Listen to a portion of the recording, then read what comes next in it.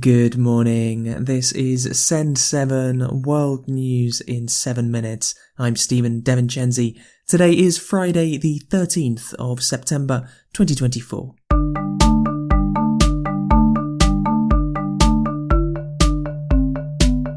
Starting in Europe today, in Ukraine, the International Red Cross has said that 3 of its workers have been killed by Russian artillery fire in the Donetsk region.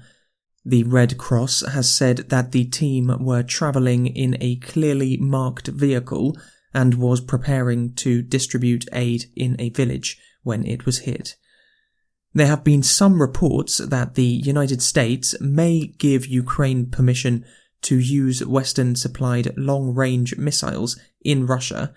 Until now, the US has limited their use to a few Russian regions bordering Ukraine. Russian President Vladimir Putin said yesterday that this would mean that NATO is at war with Russia. During their visit to Ukraine over the last few days, US Secretary of State Antony Blinken and UK Foreign Secretary David Lammy suggested that discussions were continuing about the possibility of allowing Ukraine to use long-range missiles, especially because of Iran giving missiles to Russia recently.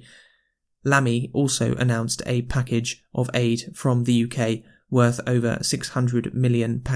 And today I can confirm more than 600 million worth of support for Ukraine, including 242 million this financial year for immediate humanitarian, energy and stabilisation needs, as well as support for reform, recovery and reconstruction. In Russia, the Russian army has launched a counter-offensive into the part of Kursk region that Ukrainian forces have occupied for more than a month. Russian state-controlled media said yesterday that 10 settlements in Kursk region had been recaptured. In Italy, the granddaughter of the fascist dictator Benito Mussolini has said that she has left the Brothers of Italy party of Prime Minister Giorgia Meloni because it is too right-wing. Rachele Mussolini has said that she is moving to the centrist Forza Italia party. In the United Kingdom, there are discussions about changing from using real bear skin for the King's Guard bearskin hats to using a similar substitute. The distinctive bearskin cap is well known for being used by the soldiers in red uniforms in London. However, animal rights groups say that using bearskin is wrong, and there have also been complaints of the cost to taxpayers, as the cost of each hat is over £2,000. Asia. In Palestine, an Israeli airstrike on a school has killed at least 18 people in Gaza. Israel said that it had targeted the school because it was being used by Hamas, and said that over half of the people killed were members of Hamas. United Nations Secretary-General Antonio Guterres said that the attack was totally unacceptable. The World Health Organization conducted the biggest evacuation of injured people from Gaza yesterday since October. 97 people, around half of them children, were transported to the United Arab Emirates. The WHO has said that many more evacuations are needed. Vietnam's Disaster Management Agency has said that at least 226 people were killed as a result of Typhoon Yagi, and another 104 are missing. Yagi was the strongest typhoon to hit Vietnam in decades, and the damage caused to Vietnam, the Philippines, and other East Asian countries is expected to cost over $9 billion. Africa. Morocco has confirmed its first case of Mpox in this current outbreak. Around 20,000 cases of Mpox, formerly known as monkeypox, have been recorded over the last year, with most of them in the Democratic Republic of Congo, where over 600 people are known to have died from the disease. In the DRC, some people will start to receive vaccines in October.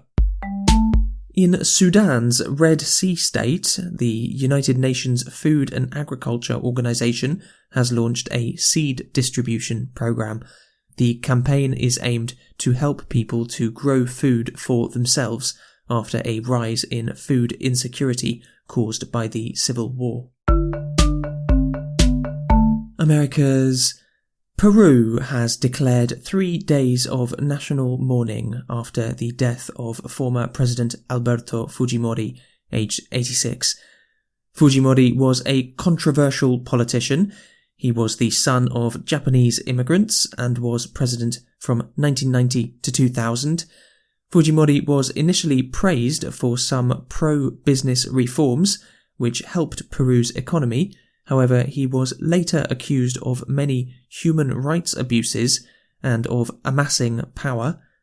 Fujimori won a third term as president in the year 2000.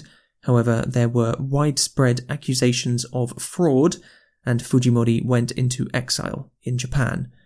5 years later, he was arrested in Chile and was extradited to Peru, where he was imprisoned for various crimes. Alberto Fujimori's daughter, Keiko Fujimori, has come very close to winning the presidency 3 times and will probably run again in 2026. In the United States, the debate by Vice President Kamala Harris and former President Donald Trump was watched by 67 million people this week. The team of Kamala Harris has said that they would like another debate. However, at a rally yesterday, Trump said that there would not be another debate. So because we've done 2 debates and because they were successful, there will be no third debate.